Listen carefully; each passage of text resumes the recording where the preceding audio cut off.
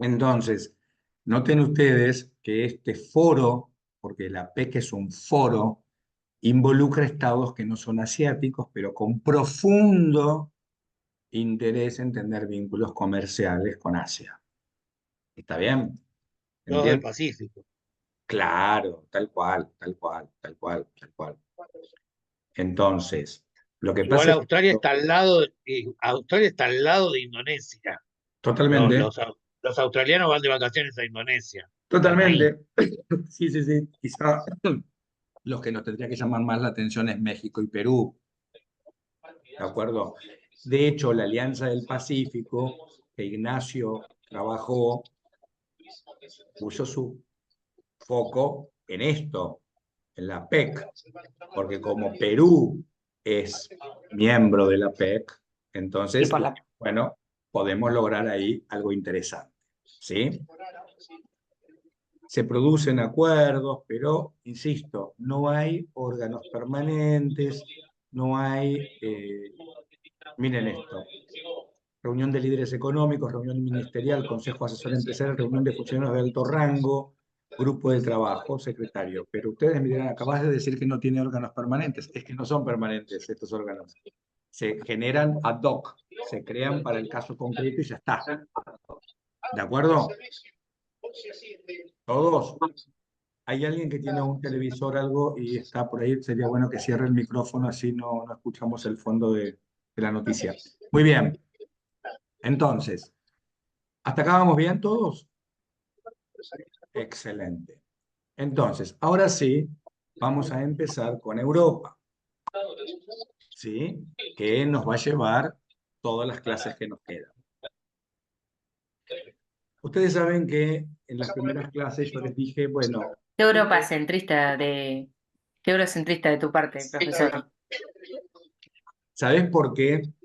Yo amo, es más, me ha costado, y lo dejo grabado sin ningún problema, me ha costado muchas charlas con Ricardo, porque Ricardo no quiere que yo vea África y Asia, y yo lo involucro. Perdón, David, ¿vos podés silenciar a todos para que se vaya ese sonido de fondo? A ver un minutito, que lo intento. Sí, definitivamente puedo. Ahora, cada uno podría silenciarse solo, ¿no? Pero, ¿de dónde los silencio a todos? No, me Bueno, ya parece que está. resultó. Resultó. Bueno, el llamado a la reflexión resultó. Muy bien, entonces, pero realmente le asiste la razón a Ricardo en el fundamento de decir, che, déjate de hinchar.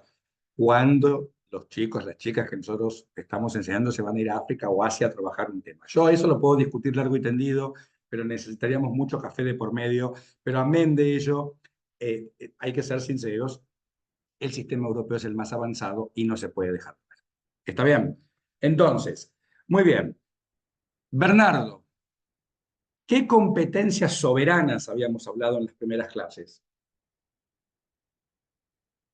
Yo les dije a ustedes, para poder entender el concepto de soberanía, no voy a darles un concepto, sino que les voy a decir las manifestaciones de esa soberanía. Porque si abordamos un concepto, necesitamos una maestría. Entonces, ¿te acordás, Bernardo? No. ¿Alguien se acuerda? Martina. Perdón, ¿qué cosa? Se me cortó. Estoy hablando de las manifestaciones de la soberanía que habíamos visto en clase. Eran tres. ¿Recuerdan? Lionel,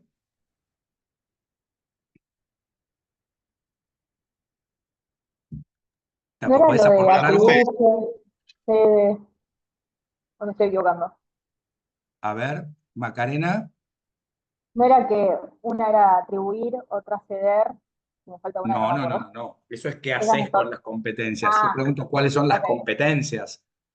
ok. Bueno, todos desaprobados en el primer parcial. ¿No quiere decir lo de supranacionales? O sea, lo que la Unión Europea tiene es de Yo les coordinación. dije, yo No les es lo dije, de, no es lo de solidaridad, reciprocidad y no, una no, más no, que no me sale. no. Yo les dije lo siguiente a ustedes, seguramente. Ah, me encantó, Merlín está entrando en tema. Bueno, uno es la jurisdictio, exacto, la administración de justicia. Lo que pasa es que la jurisdictio no se manifiesta solamente con la administración de justicia. La jurisdictio es crear el derecho y aplicarlo. Es un poquito más amplio. Ahí tenemos una, otra. La jurisdictio es una. ¿Cuál es la otra? Que me peleé con Santiago, que lo quería sacar a Santiago y que nos íbamos a agarrar las trompadas, pues yo lo que quería el lugar de él, ¿se acuerdan? Ajá, ok, Merlín, está, pero vamos más, ahí ya estamos yendo un poquito lejos, pero aún en el campo. Uno era la jurisdictio, otro era, es mejor dicho, ¿está Santiago? Sí, está Santiago. ¿Te acordás de Santiago o no? Sí, sí, estoy acá. Sí, Estoy tratando de hacer memoria. ok. ¿Te acordás No que nos hablamos podés reprobar retroactivamente, profe, ya. ¿Te acordás que No es habíamos hablado retroactivo. hasta de agarrarnos a las piñas? Sí, sí, sí, La obviamente. defensa, ¿de acuerdo? A ver, jurisdictio, defensa y otra, les pregunté seguramente, ¿cómo llegaste acá? Alguno habría agarrado alguna. ¿Cómo llegaste? ¿Pagaste? ¿De dónde sacarle la plata? ¿Cómo es eso de la plata? Esto tiene que ver con un concepto económico, Económica, ¿no es cierto? monetario. Claro, la creación de la moneda. Si yo creo moneda, soy un Estado, es una de las manifestaciones de la soberanía por excelencia. La moneda, la defensa y la jurisdicción. Muy bien, todos un punto menos en el examen. Ahora bien, avancemos. No, no, para, tengo que ser justo con quien fue que habló, con Merlín, que uno la enganchó. Muy bien, entonces, ¿hasta acá vamos bien todos? Excelente. Entonces, cuando habíamos dicho la vez pasada que el escenario de la posguerra en Europa era un escenario de terror, obviamente, lleno de qué, de muerte, de destrucción. Los estados europeos estaban... A ver, las dos guerras mundiales de la primera parte del siglo XX, lo único que generaron fue gobiernos dictatoriales, pobreza, procesos migratorios obligatorios, gente que se tuvo que ir porque no podía comer o le escapaba la guerra, etcétera, etcétera, etcétera, etcétera. ¿Está bien? Todo malo, todo malo. Obviamente no puede venir nada bueno de una guerra, desde mi punto de vista al menos. Entonces, lo cierto es que, claro, Europa quedó devastada. Y como habíamos anticipado la vez pasada, y acá vamos a volver a Nicolás Carone. Vamos a ir a Nicolás, porque no hemos ido todavía. ¿Cómo se hace plata? Vamos, danos la fórmula. Sé nuestro gurú de la plata. Con plata. Ujú. Muy bien, se necesitaba plata. Y la plata viene con plata, nada más, no hay otra forma. ¿De acuerdo? Entonces, Mario se sonríe, está pensando en el comentario que hizo la vez pasada en clase. Muy bien, entonces avancemos. Noten esto. Tenemos estos tres aspectos, estas tres aristas, estas tres manifestaciones, como yo les llamo, la defensa, la jurisdictio y lo económico. Cuando pensamos en la defensa, en la jurisdictio y en lo económico desde esta mirada, estamos pensando en cómo Europa se fortaleció, cómo Europa salió adelante. ¿Se entiende? En la defensa fue, desde el punto de vista defensivo, fue muy sencillo porque en realidad eh, lo que se generó allí fue la creación de la OTAN. ¿Sí? La OTAN, noten ustedes, ¿por qué hizo falta crear la OTAN? Y esto hay que saberlo con mucha precisión, es muy interesante, si bien toda una historia de OTAN. Yo creo que Marce se olvidó de poner esta filmina, después se la vamos a pedir porque tenemos un trabajito sobre OTAN. Eh, a ver, eh, creo que en la primera parte hablamos del capítulo octavo de la Carta de Naciones Unidas, ¿no? El capítulo octavo de la Carta de Naciones Unidas brinda la posibilidad a las regiones de armar las OIs regionales. ¿Está bien? Esto significa que en virtud del capítulo octavo se puede crear la OEA, se puede crear la UA, se puede crear en Europa el Consejo de Europa, que se pasar a analizar fácilmente y rápidamente. Pero el capítulo octavo de Naciones Unidas, de la Carta de Naciones Unidas, establece un límite. Esto es, las OIs regionales no pueden hacer uso de la fuerza armada si no es con autorización expresa del Consejo de Seguridad. ¿Entienden? Esto es muy interesante porque acá pueden entender qué sucedió con Cuba. Cuando Fidel tomó el poder en Cuba y derrocando a Batista, cambia el modelo. Batista era pro-yanqui, Fidel se ve medio perdido al principio y se va para la Unión Soviética. ¿De acuerdo? ¿Qué ocurrió acá? La OEA lo quería invadirlo. Hubo charlas, conversaciones para hacer uso de la fuerza armada en contra de Fidel en realidad e invadirlo. ¿Qué ocurrió? Era lógico. Dijeron, che, apareció alguno que estudió Derecho Internacional Público y dijo, che, no podemos. Necesitamos que el Consejo de Seguridad nos autorice. ¿Y qué nos va a pasar ahí? ¿Rusia qué va a hacer? Nos Va a veta. Vetar, Va a vetar. como Entonces, correspondía. claro. Entonces, ¿qué sucedió ahí? Rápido y sencillo. Dijeron, señores, expulsamos a Cuba. El peor desastre que hizo la OEA. ¿De acuerdo? Y Cuba fue expulsada. No la pudimos invadir, la expulsamos, la sacamos del club. ¿De acuerdo? Trasladan esta situación a Europa. Europa no podía armar una propia OI para defenderse porque no podía transgredir el capítulo octavo. En consecuencia, ¿por qué fue un desastre el expulsarla? Muy bien, Lucas. Te voy a responder. Y esta es una mirada humilde mía. Porque vos tenés que hacer el distingo entre el concepto de Estado y el concepto de pueblo de los estados. Si la OEA hubiera dejado a Cuba, en lugar de expulsarlo, hubiera arbitrado otros medios diplomáticos para trabajar aquella situación que para ellos era un conflicto, se podía colaborar con el pueblo cubano de una manera diferente. Entonces siempre hay que pensar que cuando sancionamos a un Estado, que la expulsión es una sanción, en realidad a quien queremos castigar, que es el gobierno, le estamos dando hasta un alivio. Es ridículo eso, ¿de acuerdo? Es lo mismo que pensar, como se pensó en su momento, expulsar a los estados que en su momento tenían dictaduras militares de la OEA. Era una ridiculez, porque la población se iba a quedar sin la posibilidad de poder acudir a la OEA en defensa de sus derechos. Entonces, siempre la expulsión es mala. ¿De acuerdo? Pero bueno, esta es una opinión personal. Entonces, avanzamos. No, por nada, Lucas, por nada. Avanzamos. Entonces, ¿qué hizo? ¿Qué hicieron? Formaron la OTAN, que es un conjunto de estados, después lo van a ver en las filminas que voy a pedir a Marce que la suba, que no pertenecen a un continente único. Entonces, en principio participó Canadá, después Estados Unidos se unió, primero no se pudo unir porque el Senado no lo aprobó. Ustedes saben que por la ley norteamericana el Senado de la Nación debe aprobar los tratados. No es el Congreso, es el Senado.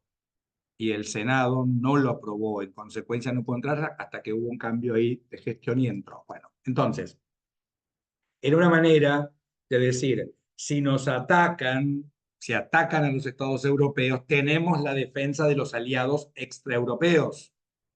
¿Está bien? Que obviamente, ¿quién era el enemigo? Vamos. Rusia. La Unión Exacto, Soviética. la La Unión URSS. Soviética. La URSS. Ah, la URSS. Entonces, ¿qué ocurrió ahí? Tratado del Atlántico Norte. La URSS, ni lerda ni perezosa, creó en el Al Pacto de 55 Varsovia. el Pacto de Varsovia. Y de esa manera dijo, así, ustedes se juntaron, nosotros también, ¿qué tanto?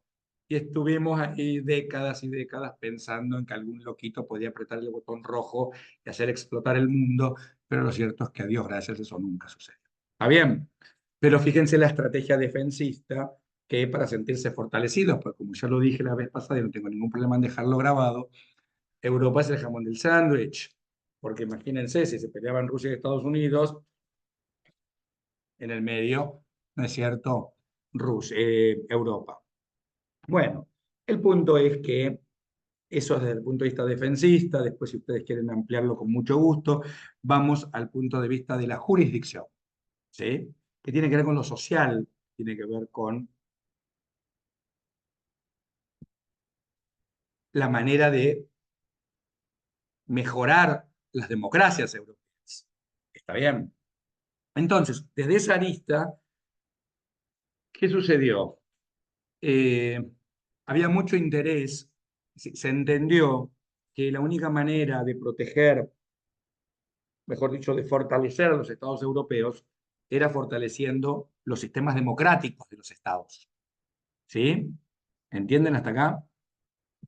Entonces, para ello, un grupo de políticos que eran académicos, que era un movimiento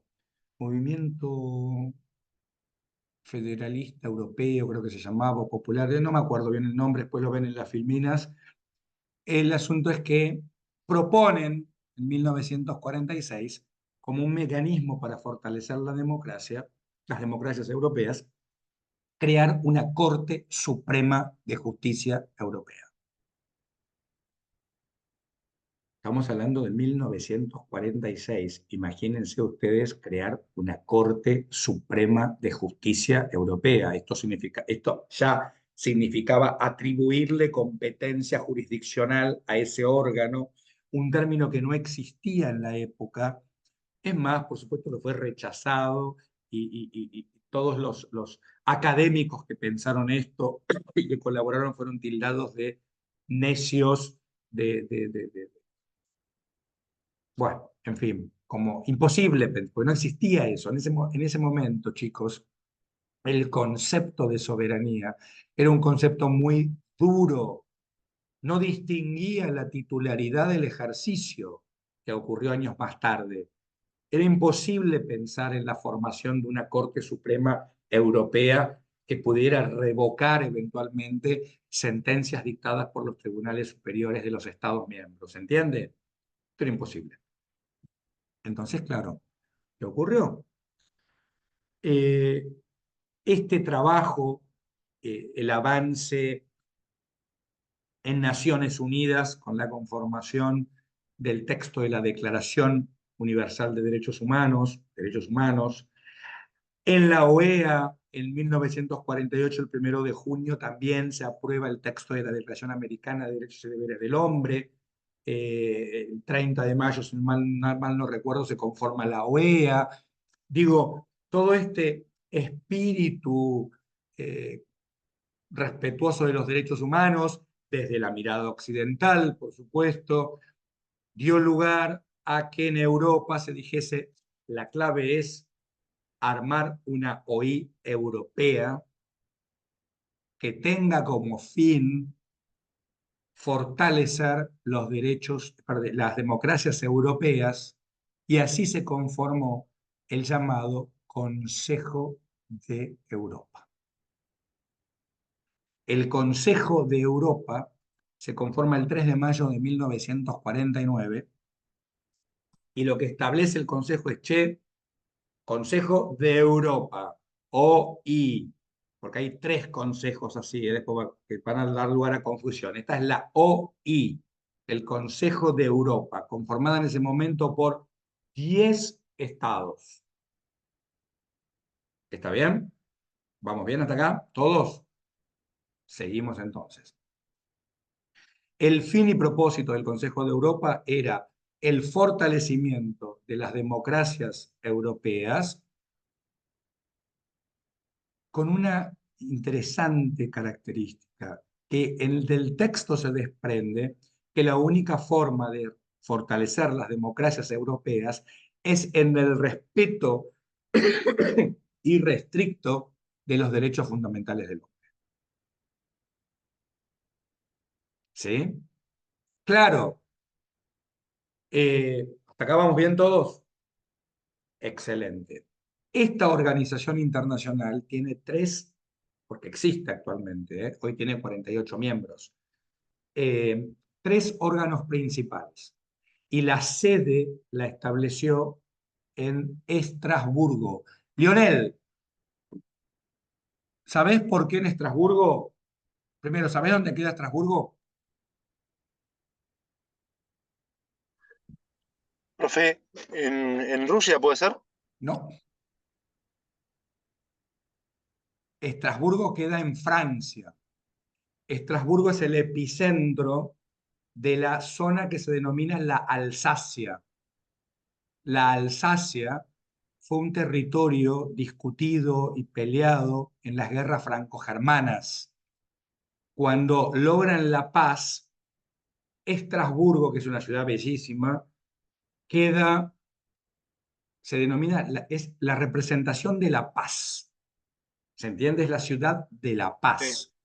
Entonces, qué mejor que la sede esté en Estrasburgo, que aparte vos caminás unas cuadras, cruzás una suerte de vías de tren. No, sí había, bueno, no importa, no me acuerdo bien. No, sí había. Cruzás la vía del tren y estás en Alemania. Qué lindo. Claro, ¿me entendés? Entonces, es como una ciudad francesa, pero muy alemana, con construcciones alemanas, y todos los días a las 10 de la noche suenan las campanas de la catedral para Hermoso. recordar casualmente todo lo vivido, que eran los toques de queda. Entonces, eso lo que le recuerda a la gente de Estrasburgo es por qué esa ciudad es la ciudad de la paz, lo que nunca quieren que vuelva a suceder, que es la guerra entre hermanos. ¿De acuerdo? O sea, para Entonces, celebrar la paz suena, o sea, a las 10, todos los días a las 10 de la noche, y hay un juego de luces que es espectacular y es la representación de aquello que se logró y que hay que conservar. Por eso todos los obvio. santos días el mismo espectáculo que es precioso, por cierto, más para los turistas, ¿no? Muy Sí, bien. aparte le inculcan eso seguramente a los más pequeños, a las Olvídate, familias. olvídate, olvídate. La gente Es de parte de Estrasburgo va a ver el show. Vos decís, es flaco, parte yo de me la viste educación. ayer. No importa, lo Sí. ven de vuelta. ¿Ok? Muy bien. Entonces, esta organización tiene tres órganos principales, cuyas sedes están en Estrasburgo, obviamente. Uno se llama Comité de Ministros. Dos, Secretaría General. Tres, Asamblea Parlamentaria. De estos tres órganos que les mencioné,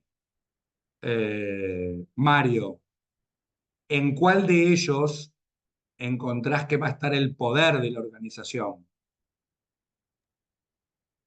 Pero repetí, ¿Cómo no? Consejo de Europa, Asamblea Parlamentaria, Secretaría General. Consejo de Europa. Excelente, claramente.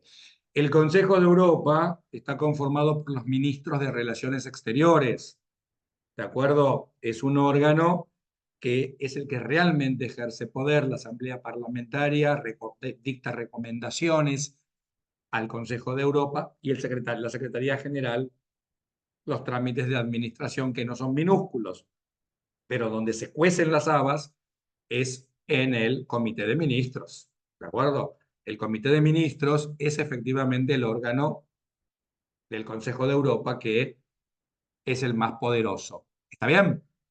¿Vamos bien hasta acá? Muy bien. Avancemos entonces. Todo hermoso, pero acá había un problema, chicos. ¿Cuál era el problema?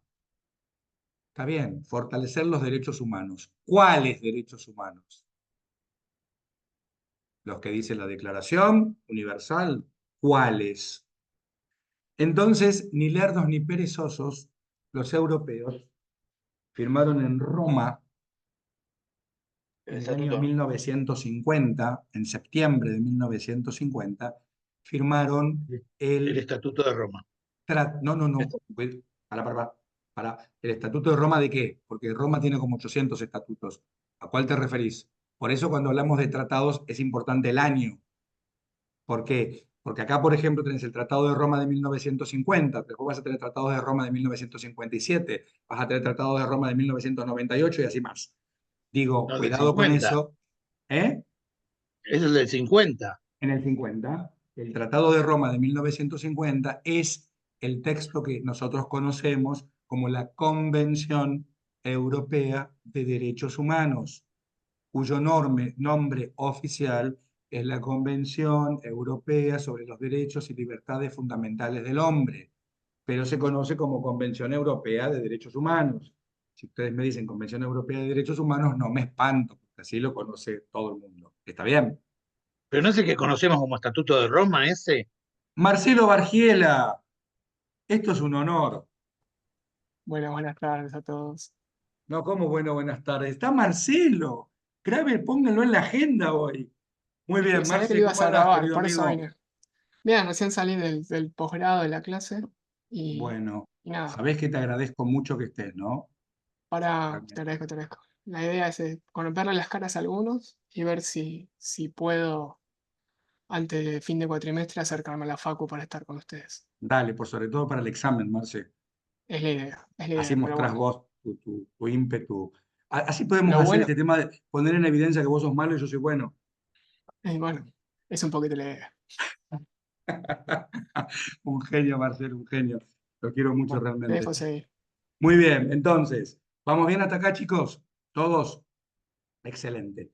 Entonces, claro, el Tratado de Roma de 1950, esto lo voy a revelar solamente por ustedes y porque está Marcelo, porque si no, no lo revelo.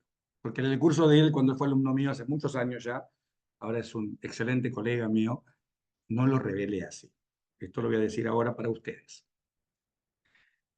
Los tratados de derechos humanos se analizan de la siguiente manera. Derechos que reconoce y mecanismos de control previstos. No hay otra manera. Esto es una enseñanza que les dejo hoy. Un texto de derechos humanos, ustedes tienen que encontrar cuáles son los derechos que reconoce, tales. ¿Cuál es el mecanismo de control? Tal. ¿De acuerdo? ¿Por qué digo esto? Porque en ese momento, el texto de derechos humanos que se hizo, esa convención, tenía nada más que, si mal no recuerdo, 12, 13 derechos reconocidos. Y vos decís, por 12, 13 derechos, tanto lío. ¿No? Pues son muy pocos. Pero evalúenlo en el 50, porque para los que trabajamos en derechos humanos, tenemos que mirar el vaso lleno, no la parte del vaso vacío. Haber logrado el reconocimiento de aunque sea esos derechos era una bendición para esa época. ¿Entienden lo que quiero decir? Y los mecanismos de control previstos, súper, de 10, excelente. ¿Por qué?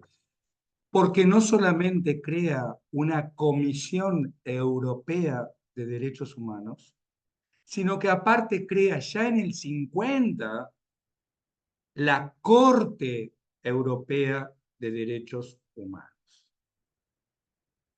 Una corte que iba a funcionar, ahora les voy a explicar cómo, pero ya generada, y este tratado, chicos, chicas, entró en vigor 3 años después. ¿Está bien lo que digo? Entonces, atención que fue todo, a ver, un avance muy importante, porque si la concepción era que las democracias europeas efectivamente se fortalecen solo si se respetan los derechos humanos, entonces teníamos que hacer un buen tratado sobre derechos humanos, que así se hizo, eso se logró. ¿Vamos bien todos? Excelente. Claro,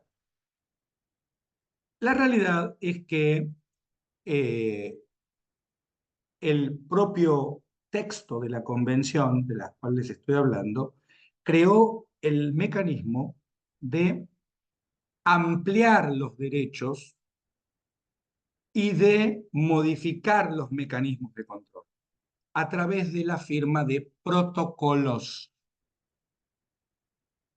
¿Está bien? Todos.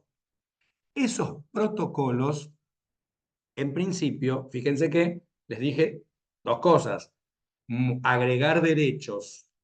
A esos protocolos le vamos a llamar protocolos sustantivos, que agregan derechos. Y a los que modifican los mecanismos de control le vamos a llamar, como corresponde a juristas de la talla nuestra, protocolos adjetivos. Adjetivos. Muy bien, muy bien. Los sustantivos agregan derechos, los adjetivos modifican el procedimiento. ¿Está bien? ¿Hasta acá todos bien? Entonces, Merlín. Pregunta, Merlín.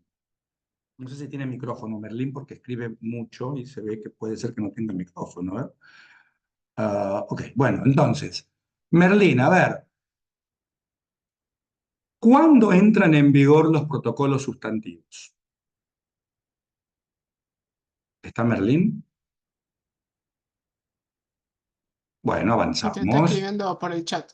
Dice que Está te escribiendo escribe por el chat. ¿Viste la bendición de que esté Marce? Genial. Bueno, a ver, vayan pensando, Lucas García vaya pensando también, por si Merlín equivoca la respuesta. Profe, Dale, Lionel. sí, perdón, no te escuché. Estoy acá, estoy encerrado en los protocolos adjetivos o de forma serían los que modifican los mecanismos de control, ¿no? Y los sustantivos o de fondo son los que agregan o amplían derechos. ¿Vamos Exactamente. bien? Bien, Perfecto. Acá gracias. Merlín dice, con la ratificación de los estados en un cierto número que está establecido, eso es correcto, como todo tratado. Los tratados, el protocolo es un tratado, entra en vigor cuando lo establece el protocolo. Dice, bueno, cuando entra en vigor con 10 estados firmantes, por decir algo, ratificantes, adherentes, excelente. Pero hoy son 48 y entra en vigor a los 10. ¿Para quiénes entra en vigor? ¿Para todos? Para todos. Sí, para todos. ¿Estás segura, Sol? Solo para los 10. Exacto. Los protocolos adjetivos, sustantivos, entran en vigor solo para los estados firmantes. Una vez que entra en vigor por el número, los demás se pueden ir agregando y a medida que se agregan, va entrando en vigor ese protocolo para ese estado. ¿De acuerdo? ¿Por qué? Porque si me obligo en más, no hay problema. Es la característica de la heterogeneidad de los derechos protegidos en el sistema europeo. Perfecto. No hace falta El tema es clase. que mientras sean 9 los que ratifican, no entra en vigor para ninguno. Exacto. Si son 9 y tenés 8, todavía no está en vigor el protocolo. Pero cuando tenés 9, hay 9, entró en vigor, después los demás, cuando quieran, van adhiriendo, ratificando. Perfecto. ¿Está bien? A diferencia de este planteo, los protocolos adjetivos, Bernardo, ¿cuándo entran en vigor? Te di la respuesta en la pregunta. Estoy bueno hoy.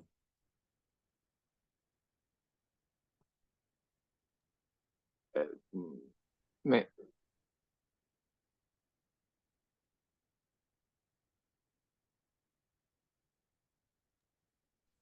no, que debe ser distinto a los sustantivos, pero no se me ocurre, ¿no? Ajá. A los 9 dijiste en la... Pero Pero no eso sé está por bien, pero escuchá. ¿Vos te imaginás, vos estás en qué orientación? Me fijo enseguida en mi teléfono y lo anoté, pero no me la- acuerdo ahora en de trabajo, qué laboral. trabajo. ¿Vos te imaginás si vas a un juzgado y tenés un procedimiento, vas a otro y tenés otro? Sería tremendo, ¿no?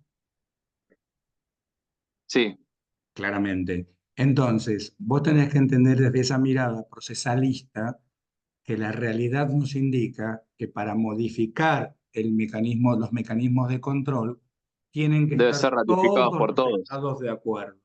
Claro. Todos, todos. Porque si no es un lío, imagínense. ¿Entienden? Los protocolos. Te silenciaste, David, no te escuchamos. ¿Me silencié? ¿Ahora me escuchan? Sí, ¿Sí? se escucha. Ok. Ahora sí. Ok, gracias. Entonces, los protocolos adjetivos entran en vigor cuando todos los estados lo ratifican. ¿De acuerdo? ¿Todos? ¿Entienden? Excelente. Muy bien. ¿Cómo es el mecanismo, cómo son los mecanismos de control en Europa? Nos quedan 5 minutos, vamos a aprovechar. Primero, ¿quiénes pueden acudir al sistema europeo de protección a los derechos humanos? Las personas físicas, los estados. Y según el protocolo 1, que introduce el derecho de propiedad, también las personas morales para el derecho de propiedad, lo cual generó un tema de debate interesantísimo, porque los derechos humanos para las empresas es medio raro, pero bueno, Europa avanza, ¿de acuerdo? Y lo cierto es que en ese caso se permite. Muy bien. ¿Contra quiénes? ¿Quiénes son los legitimados pasivos? Siempre. ¿Quiénes? Los estados. Los estados. Claramente, no hay otra. Legitimados activos, personas físicas, jurídicas, en el caso del derecho de propiedad en los términos del protocolo 1, y los estados, porque estados contra estados hay un montón de casos en Europa. En América vimos casos de estados contra estados recién en el 2004, el primero. Mientras tanto, nada. Imagínense a Pinochet diciendo que Videla era un violador de los derechos humanos. ¿No es cierto? Ridículo. Entonces no hay casos de jurisprudencia. Muy bien, avancemos. Entonces, what else? Muy bien. ¿Qué requisitos hay que cumplir como previos para que sea admisible la petición? 1. Agotar todas las las instancias. instancias del derecho interno, en la medida que sean agotables. ¿De acuerdo? Son agotables, hay que agotarlas. Y recién, cuando se agotaron, efectivamente hay un plazo de caducidad de 6 meses. Debe ser presentada la petición ante la comisión dentro de los 6 meses. ¿Sí? 3. Tiene que ser bien fundada. Europa es muy exigente con eso. Debe estar bien fundada en cuanto a los hechos y al derecho invocado. ¿Está bien? No puede tener términos ofensivos hacia el Estado. Término ofensivo hacia el Estado